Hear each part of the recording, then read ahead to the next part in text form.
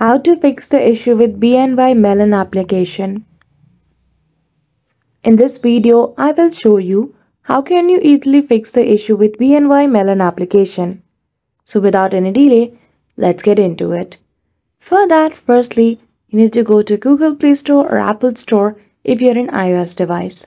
After that, in the search box, you simply need to type BNY Mellon, and at the top results, if you see the option of update beside the application's name, simply click on it and update the application.